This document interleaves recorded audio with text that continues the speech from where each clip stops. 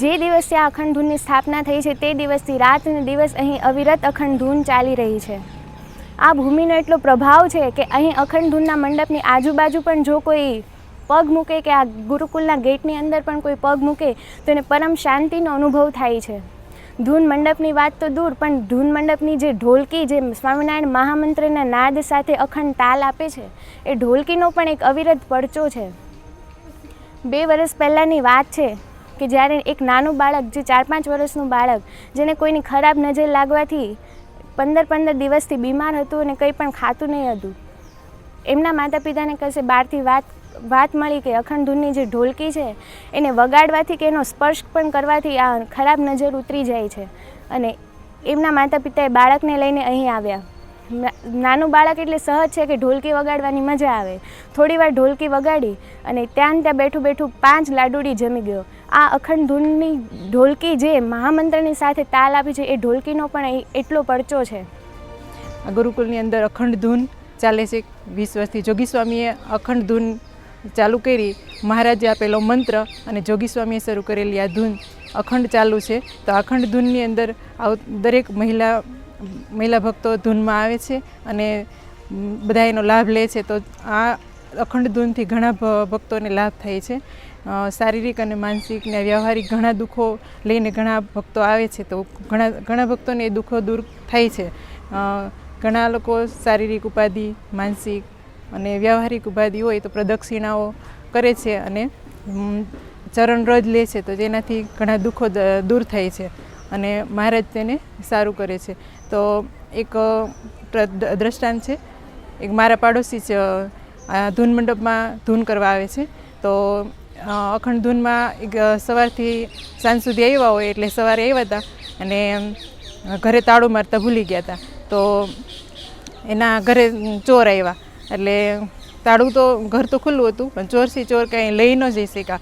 અને મહારાજ પાસે અહીંયા જે મહિલા ભક્તો ધૂન કરતા હતા, એટલે ધૂનમાં મહારાજે 3 વખત ગજરો નીચે આપ્યો. એટલે મહિલા ભક્તોને એમ થયું કે શું કાંઈ ઉપાધિ હશે એમ. તો મહારાજને મહિલા ભક્તો ઘરે ગયા જ્યારે ધૂન પૂરી થઈ ત્યારે. તો ઘર ખુલ્લું હતું, પણ ચોર આવ્યા હતા, પણ ચોરી કરી ન શક્યા. તો મહારાજનું જે મહારાજના નામમાં રહે છે એનું મહારાજ કામ કરે છે. જય સ્વામિનારાયણ. આપને આ મહામંત્ર ધૂન મળી છે. આ ડોસી માટે તો બહુ સારી અને સારી છે. નકર આપણે તો ક્યાંના ક્યાં ફેંકાઈ ગયા હોત ને ઓટલા ઘસત. એટલે બધાય ડોસીમાને અહીંયા ધૂન કરવા આવવું અને આપણે છેડો સુધરી જાય. જય સ્વામિનારાયણ. આવા પૂર્ણ પુરુષોત્તમ સ્વામિનારાયણ ભગવાન આપણને મળ્યા છે અને આવો મહામંત્ર મળ્યો છે, એનો અમને ખૂબ આનંદ છે. આ વડલા સમાન આ મહામંત્ર છે અને આવા મોટા સ્વામી આપણને જોગી સ્વામી જેવા સંત મહામુક્ત એમને આવો મહામંત્ર આપણને આપ્યો છે અને અમને એનો અતિશય આનંદ છે. અતિશય આનંદ છે એટલે અહીંયા ધૂનમાં અમારે એકાદ દિવસ ન આવવાનું હોય તો અમને આમ વ્યાકુળ વ્યાકુળ થઈ જાય છે. પોતાનો દીકરો ખોવાનો હોય ને કેમ જેમ આકુળ વ્યાકુળ થઈ જાય એવા મહામંત્ર આ ધૂનનો અમને એટલો અહેસાસ છે મંત્રમાં. અને આ અમારા વૃદ્ધને તો આ એક લાકડી સમાન છે મહામંત્ર. અને ધૂનનો તો અમને એટલો અહેસાસ છે, કોઈ હાલ્યા આવતા હોય ને તો એમને એમ થાય કે ધૂનમાં જાય છે. જય સ્વામિનારાયણ. આ ગુરુકુલની પવિત્ર ભૂમિમાં 23 વર્ષથી આ અખંડ ધૂન ચાલે છે.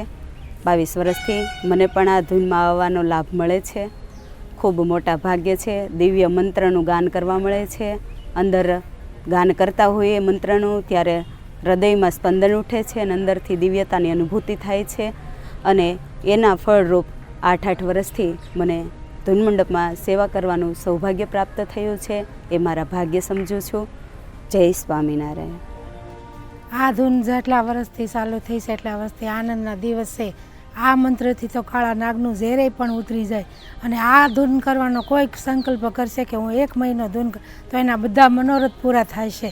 તો વાલા ભક્તો, બીજું તો હું કરીને આ જ કરવાનું છે જીવનમાં. તો બીજું કાંઈ કરવાનું નથી, પણ એવા સંકલ્પ કરજો કે આ જીવન ધૂન હાલે છે તો મારે જવું જ છે. ધ્યેય રાખશો તો અહીંયા ધૂન કરવા અવાશે.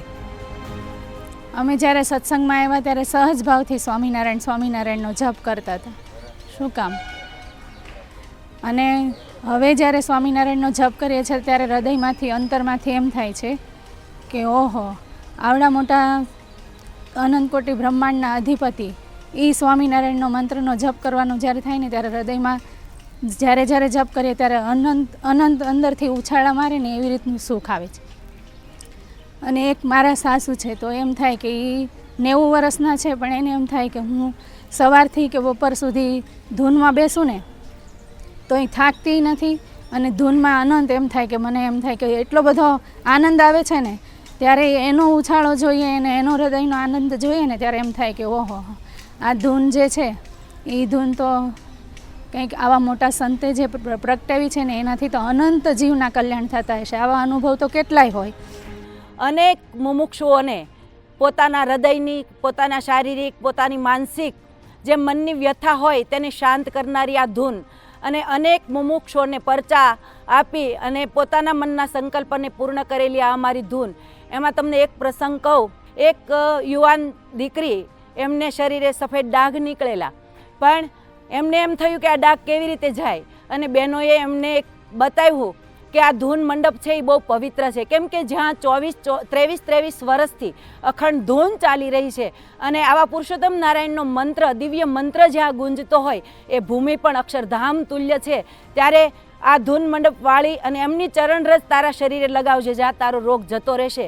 પણ એક જ મહિનો આ ક્રિયા થઈ ત્યાં એમનો રોગ જતો રહ્યો. આ તો આ 2 પ્રસંગો, પણ એવા તો અનંત પ્રસંગો હોય. ત્યારે અમને પણ ઘણા એવા અનુભવ થતા હોય અને આ ધૂન મંડપમાં જ્યારે આપણે પ્રવેશ કરીએ ત્યારે આપણા મનના સંકલ્પો છે સ્થિર થતા હોય અને આપણું મન છે ભગવાનના સ્વરૂપમાં. ત્યારે કહેવાય છે ને, સુખ હોય તો કાંઈ સંપત્તિનું સુખ ન હોય, સુખ તો એ મહામંત્ર આપણા જ્યારે હૃદયને શાતા આપતું હોય એ આપણું સાચું સુખ છે. તો સુરતમાં રહેતા દરેક મહિલાઓને ખાસ વિનંતી કે જ્યારે તમને કંઈક સમય મળે અને તમને ઈચ્છા થાય કે આવી દિવ્ય ભૂમિમાં, આપણે ઘણી વખત એમ મહિલાઓનો કોડ હોય છે કે અહીંયા યાત્રા કરવા માટે જવું, અહીંયા યાત્રા કરવા માટે જવું, તો આ તો અક્ષરધામ તુલ્ય ધામ છે. તો તમને કોઈને ઈચ્છા થાય તો અહીંયા તમે દર્શન તેમજ ધૂનમાં બેસી અને ભગવાનનો જપ કરવા માટે આવી શકો છો. તો સવારે 8 થી સાંજના 6 વાગ્યા સુધી મહિલાઓને એન્ટ્રી મળે છે. તો ખાસ દરેક બહેનો દર્શન કરવા માટે જ્યારે તમને સમય હોય ત્યારે પધારજો. જય સ્વામિનારાયણ.